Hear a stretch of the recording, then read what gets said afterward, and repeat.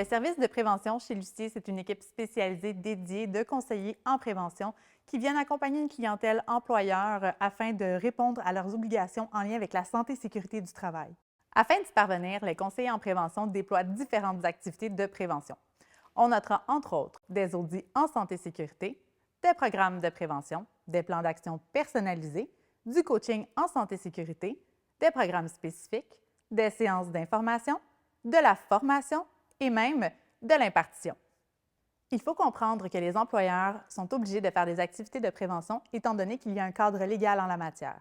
On parlera entre autres de la loi sur la santé et sécurité du travail, la loi sur les accidents du travail et les maladies professionnelles, le règlement sur la santé et sécurité du travail, ainsi que le Code de sécurité pour les travaux de construction.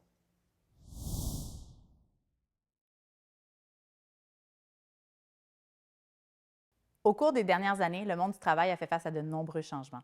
Ces changements doivent être habilement maîtrisés et contrôlés par une prise en charge efficace et efficiente des employeurs. Le tout passe par une identification des risques et une analyse de ces risques. Cela permettra de mettre en œuvre une hiérarchie des moyens de contrôle permettant d'évaluer quelle est la meilleure solution à adapter en fonction d'une problématique donnée.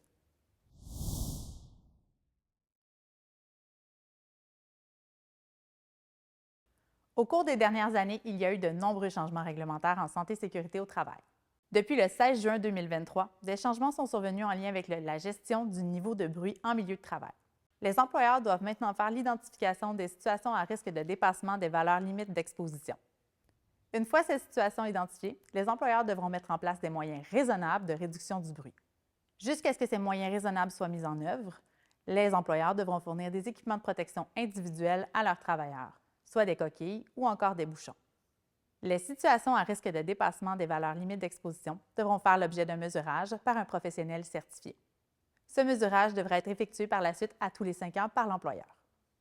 Il ne faut pas oublier également qu'en vertu de ces changements, les employeurs doivent maintenant offrir une formation à leurs employés sur les niveaux de bruit ainsi que sur le port des équipements de protection individuels qui y sont associés. Depuis le 25 juillet 2023, des changements ont été apportés au niveau du règlement sur la santé et sécurité du travail en ce qui concerne la gestion des espaces clos. Veuillez prendre note que ces changements ne sont pas applicables au Code de sécurité pour les travaux de construction.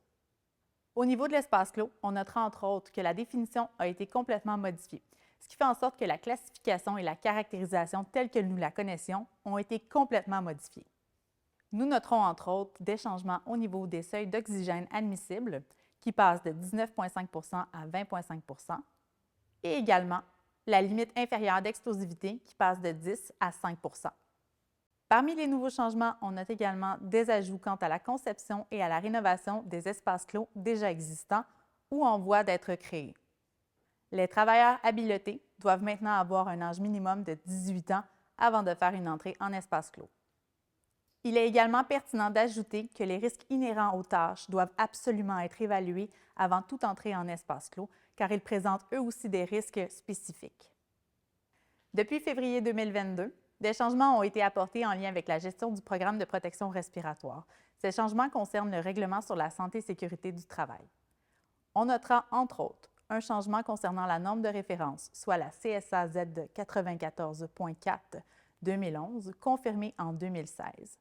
Cette norme de référence indique notamment que les essais d'ajustement qualitatif doivent maintenant être pratiqués aux 2 ans. Les essais d'ajustement qualitatif peuvent uniquement garantir un facteur de protection caractéristique de niveau 10. Ce qui veut dire en fait que ces essais ne peuvent plus être pratiqués sur des masques de type full face ou encore un masque de protection faciale complet. Je me permets également d'ajouter qu'en vertu de l'article 45.1 du Règlement sur la santé et sécurité du travail, tout employeur qui impose le port d'une protection respiratoire à ses employés doit absolument mettre en œuvre un programme de protection respiratoire. Depuis juin 2023, on ne peut ignorer les changements sur la silice cristalline. Pour ceux qui n'en ont pas encore entendu parler, la silice cristalline est présente partout. C'est un minerai qu'on retrouve partout dans la croûte terrestre. Il est sous forme inodore et incolore. Sa forme dangereuse est sous forme de poussière respirable. Sa forme la plus répandue est le quartz. On le retrouve énormément dans les matières premières qui sont utilisées en chantier de construction. D'ailleurs, les changements applicables concerne le Code de sécurité pour les travaux de construction. Il est à noter que la silice cristalline a toujours été une tolérance zéro de la CNESST, que ce soit en chantier de construction ou encore en entreprise. Les changements concernant la silice cristalline passent par l'ajout d'une présomption. La présomption, ce que ça veut dire, c'est qu'en fait, on doit faire la démonstration du contraire. Donc, tous les matériaux qui sont énumérés dans la loi sont présumés contenir de la silice cristalline.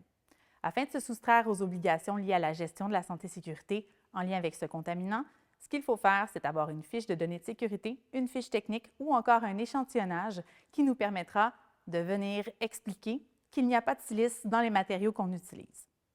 Si au contraire, nous ne sommes pas capables de faire la démonstration qu'il n'y a pas de silice, des mesures de prévention additionnelles devront être mises en œuvre.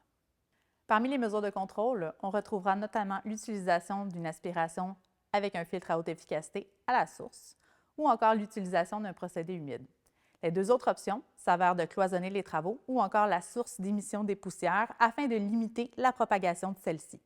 Les changements légaux précisent entre autres certaines tâches au cours desquelles, malgré l'utilisation d'une aspiration à la source ou encore l'utilisation d'un procédé humide, le port du masque de protection respiratoire avec un facteur de protection caractéristique de 10 sera obligatoire. Parmi ces tâches spécifiques, on retrouve le sciage, le meulage, le bouchardage, le concassage et bien d'autres. Au niveau de l'aménagement du chantier, il y a également des délimitations qui devront être effectuées lorsque des poussières sont susceptibles de se propager. En zone extérieure, l'utilisation d'un ruban ainsi qu'un affichage pour accès restreint et l'utilisation d'une protection respiratoire obligatoire pourront être effectuées. En milieu intérieur, on demandera à ce qu'une cloison soit installée, telle une bâche, afin de limiter la propagation des poussières et, si possible, également un système d'extraction d'air. Au niveau de la gestion des rebuts, il est très important que les contenants soient identifiés. Lorsque les rebuts sont à l'intérieur, un procédé humide doit être utilisé afin de limiter la propagation des poussières. Un autre point important est le nettoyage des vêtements des travailleurs. Il est possible de le faire via un chiffon humide ou encore par une aspiration à la source. Il est fortement recommandé de privilégier l'utilisation d'un taille-bec lorsque cela est possible afin de limiter la propagation des poussières à d'autres zones sur le chantier. Une des nouvelles dispositions inclut également le fait de ne pas faire de balayage ou encore de nettoyage par une souffleuse motorisée.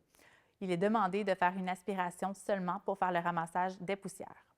Sans surprise, ces changements induisent aussi la mise en place d'un programme de protection respiratoire complet et spécifique au chantier et une formation incluant les risques en lien avec le contaminant spécifique, mais aussi concernant le port de l'appareil de protection respiratoire destiné à l'usage du travailleur.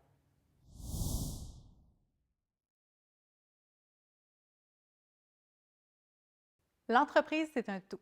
Les dirigeants sont les maîtres d'œuvre ou encore les chefs d'orchestre. Donc, toutes les interventions passent par eux. C'est un peu comme la tête le fait pour le reste du corps. C'est eux qui coordonnent toutes les activités de prévention et aussi qui vont être capables de donner l'exemple. Ils sont les leaders et pour être un leader, il faut démontrer qu'on a toute la bonne volonté pour aller de l'avant. La cohérence, c'est la clé du succès. C'est ce qui permet à l'employeur d'être crédible. On ne peut demander à nos employés de faire des activités de prévention si on n'est pas capable de les mener à bien nous-mêmes. Être présent sur le terrain, prôner par l'exemple, mais aussi solliciter la participation des travailleurs sont des éléments clés vers un leadership SST assuré. Afin d'y parvenir, on peut créer et mettre en œuvre des mesures incitatives comme des comités santé-sécurité ou encore des concours de bonification. Peu importe la stratégie, l'important c'est d'avoir celle qui correspond à vos opérations. Être un leader en SST, c'est un pas vers une culture en santé-sécurité intégrée. C'est ce qui fait en sorte de créer la marque employeur en santé-sécurité et c'est ce qui vous démarquera du lot. N'oubliez pas de faire appel à des ressources spécialisées si vous voyez que vous êtes dépassé par la situation ou si vous avez tout simplement besoin d'un coup de pouce en la matière.